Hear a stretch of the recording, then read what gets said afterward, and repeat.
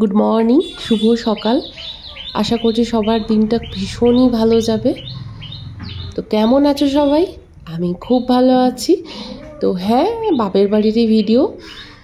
তো আজকের ব্লগটা শুরু করছি।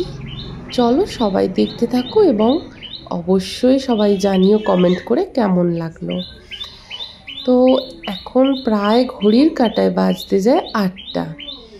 তো আমার ছেলে মেয়ে তো অনেক আগে ঘুম উঠে পড়েছে। তো আর এই যে বিড়ালগুলোকে দেখছো না, এরা গরমের জন্য না এখানে একটু ছাওয়া আছে, গাছের তলাতেই ম্যাক্সিমাম থাকে, হয় ঘরের ভেতরে না হলে গাছের তলায়। আর সকাল সকাল ওঠার মনুর আর একটা কারণ হলো পুকুরে আজকে মাছ ধরা হয়েছে। তো কাকু বলেছিল তোরা আসা থেকে মাছ ধরা হয়নি, একদিন মাছ ধরা হবে, তো সেই জন্য মাছ ধরা হয়েছে। আর সত্যি কথা বলতে কি, এত মাছ পড়েছে ভাবতেই পারিনি এত মাছ পড়বে, কারণ পুকুরের জল ভর্তি একদম। আমার মনুর তো এক্সাইটমেন্ট ধরার জায়গা নেই, ভীষণই এক্সাইটেড। এত মাছ একসাথে দেখো, বিড়ালগুলোকে কিছুতেই তাড়াতে পারছে না, বিড়ালটা ওকে পাত্তাই দিচ্ছে না। মানে বিড়ালটাও ওকে ভয় পায় না, যে বিড়ালটা ফু দিলে উড়ে যাবে।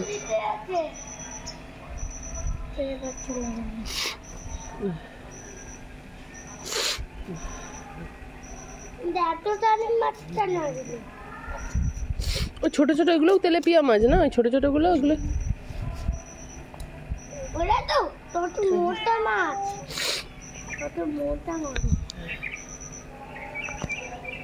সত্যি কথা বলতে কি, পুকুরের মাছ ধরা হোক বা কাছে কোনো ফল পাড়া হোক, এইগুলো দেখলে সব থেকে প্রথম যদি মনে হয় বাবার মুখটাই ভেসে ওঠে। কারণ এগুলো বাবা খুব ভালোবাসতো। বাবাকে দেখেছি ছোটবেলা থেকে সারা জীবন চাষবাস, পুকুর এই সমস্ত নিয়ে থাকতে। সেইগুলো দেখলেন না, মনে বাবা থাকলে, বাবা দেখলে কত খুশি হয়ে যেত। এত মাছ পড়েছে, কারণ বাবা পুকুরে দেখাশোনা করা থেকে শুরু করে সবকিছু বাবাই করতো। তো সেই জন্য আরো বিশেষ করে বাবার কথাও খুব মনে পড়ে। লাস্ট টাইম যখন ছিলাম বাবার সাথে, মানে তখন অনেক বড় বড় কাতলা মাছ পড়েছিল। সেই বাবার যে কতটা খুশি হয়েছিল, এখন সেইটা খালি মনে পড়ছে যখন দেখছি মাছগুলো। বাবা খুবই ভালোবাসতো মাছ ধরতে, ছিপ ফেলতে।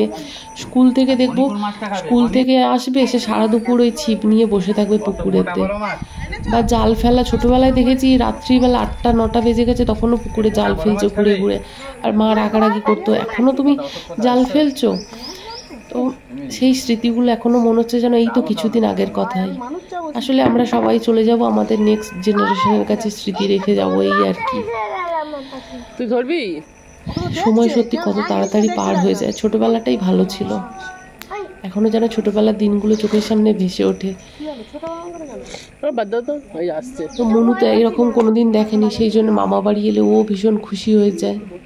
আমরাও একটা সময় ছিল আমাদের মামা বাড়িতে দেখতাম দাদুকে মাছ ধরতে, অন্যরকম ভাবে জাওলা দিতে, আরও নানা রকমের যে সমস্ত ছোটবেলায় দেখতাম মেসমশাইয়ের আগে। এখন সেই সমস্ত আমাদেরও মামা বাড়ির সেই সমস্ত স্মৃতিগুলো খুব মনে পড়ে। তো আমার মেয়েকে দেখছো পায়ের উপর পা তুলে বসে আছে, ও একটু দেখছে আর অবাক হচ্ছে, কারণ ও তো এগুলো দেখেনি। আর মনু তো কি করবে না করবে কিছু বুঝতে পারছে না, ও অ্যাকচুয়ালি কি করবে। বিড়ালগুলো বেচারা ওর কথাও শুনছে না, যাচ্ছেও না, কি করবে বুঝেই পাচ্ছে না।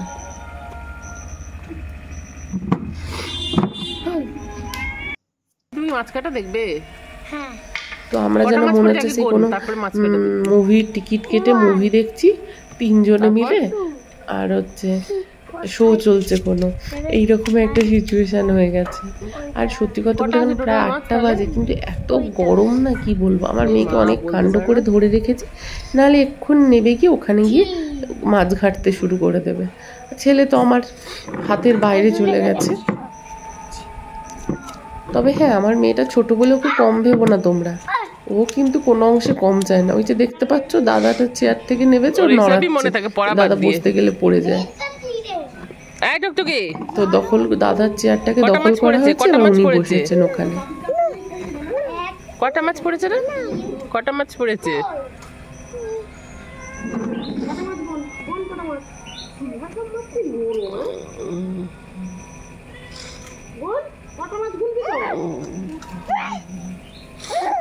আমু করছিস না? ও বাবা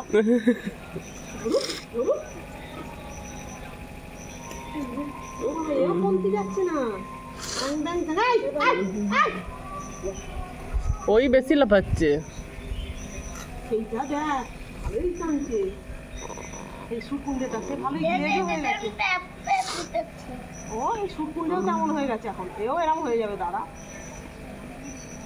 ওর নিজের গায়েতে মাংস নেই, ও আবার মাছের মাংস খেতে ব্যস্ত।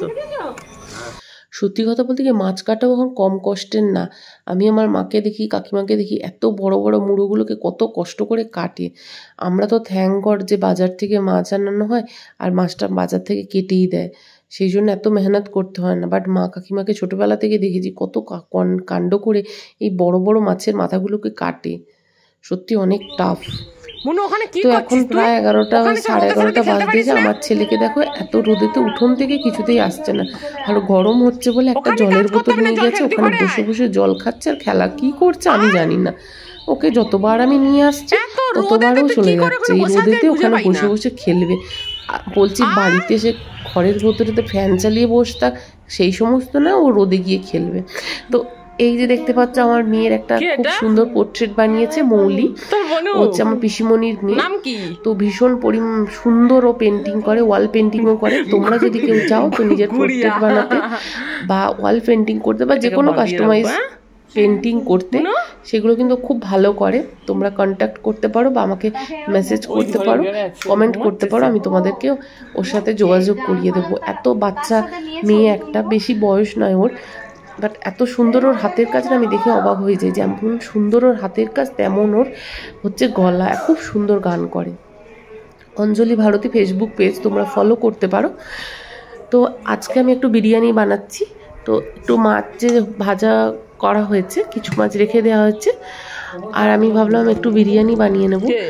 তো অ্যাকচুয়ালি আজ হচ্ছে বিরিয়ানি একদিকে বসিয়ে দিয়েছি, চিকেনটা এখানে কষছি, আর ওইদিকে রাইসটা বানিয়ে নিয়েছি। তো আমার মেয়ে এখানে দেখছে মামার সাথে আমি বিরিয়ানি বানাচ্ছি। কেন 2 মিনিট হয়ে গেছে। ঘুমোচ্ছিল অ্যাকচুয়ালি ও, সেই জন্য মুখটা এখনো অফ আছে, মুডটা একটু ঠিক নেই। মুডটা ঠিক হতে একটু টাইম লাগবে। আর আমার চিকেনটা এখন প্রায় কষা হয়েই গেছে, বেশিক্ষণ লাগবে না। অ্যাকচুয়ালি অনেকদিন পর বানাচ্ছি, আমার মনে হয় এত মেহনত করে বানানো থেকে কিনে নেই, খেয়ে নেই ভালো, এখন আমার এরকম মনে হয়। কারণ সত্যি কথা এই সমস্ত কাজ না খুব ধীরে সুস্থে করাটাই ভালো, কিন্তু আমার বাচ্চাদের নিয়ে না আমি পারি না। তো এখন প্রায় ঘড়ির কাঁটায় বাজে রাত্রি 11টা, আর আমার ছেলে হচ্ছে ওর দাদুর সাথে, ছোট দাদুর সাথে যাচ্ছে এখন শয়লা দেখতে। হ্যাঁ, আমাদের গ্রামেতে এখানে শয়লা হয়, হয়তো অনেক জায়গাতেই হয়, তোমরা বলো আমাকে তোমাদের ওখানে হয় কিনা। তো আমিও বহু বছর পর, তো আমিও লোভ সামলাতে পারলাম না, বললাম হ্যাঁ চলো আমিও তোমাদের সাথে যাবো। তো আমাদের পাড়ার ওখান দিয়েই যাচ্ছিলাম শয়লা দেখার জন্য। তো তোমাদেরকে চলো দেখাই আমাদের এখানে গ্রামে শয়লাটা ঠিক কীরকম হয়। অ্যাকচুয়ালি এখানে হচ্ছে অনেক অনেক সন্ধ্যা থেকে হচ্ছে, আমাদের আসতে একটু দেরি হয়েছে। ছেলেকে নিয়ে ওকে জাস্ট দেখাবো বলে নিয়ে এসেছি, কারণ আমার পক্ষে দুটো বাচ্চাকে নিয়ে সম্ভব না। তো চলো তোমরা একটু দেখো, দেখে আমাকে জানাবে তোমাদের ওখানে হয় কি না, তোমাদের কেমন লাগলো। অ্যাকচুয়ালি বেহুলা লক্ষিন্দর যে সমস্ত কাহিনী আমরা ছোটোবেলায় পড়েছি না, তো সেইটাই হচ্ছে এখানে দেখানো হচ্ছে। তো চলো তোমরা দেখতে থাকো।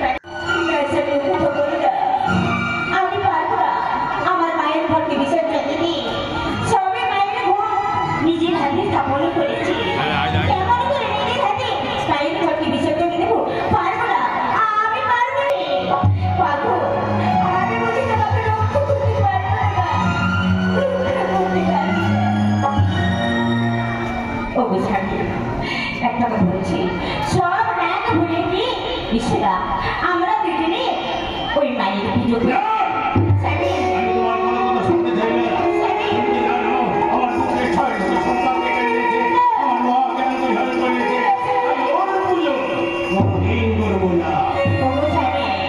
আবারও বলছি, আর অভিমান করে দিত না, এসো না আমরা দুজন এই মামন সাহেব পুজো করি।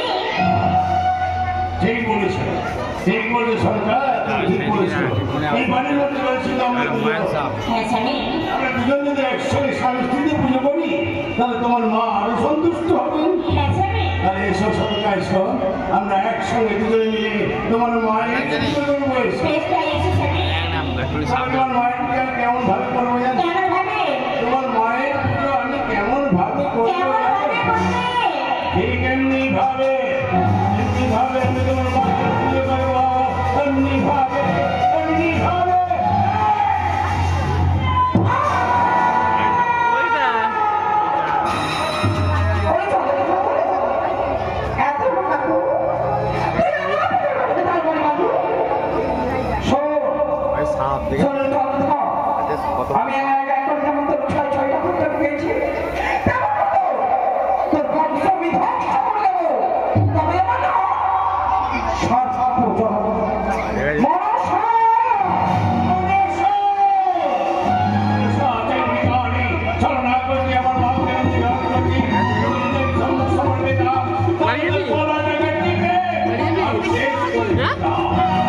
ভালো, তুই থাক, আমি চলে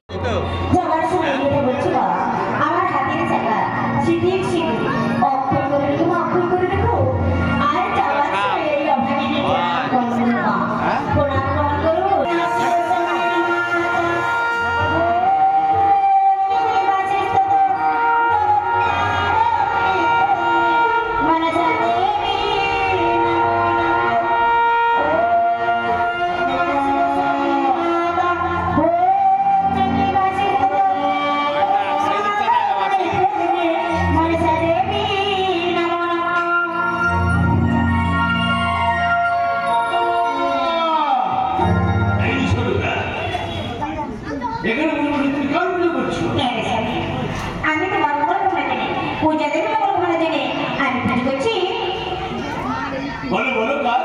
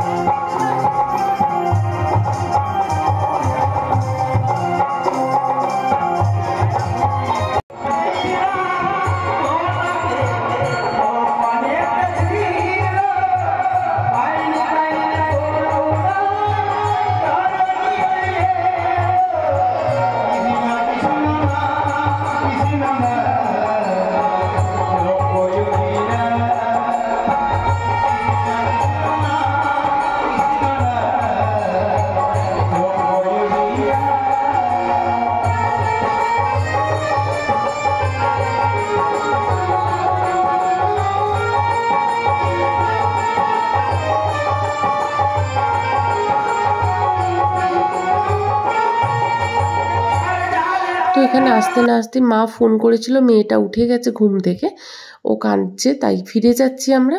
আজকের ব্লগটা এখানেই শেষ করলাম। সবাই খুব ভালো থেকো।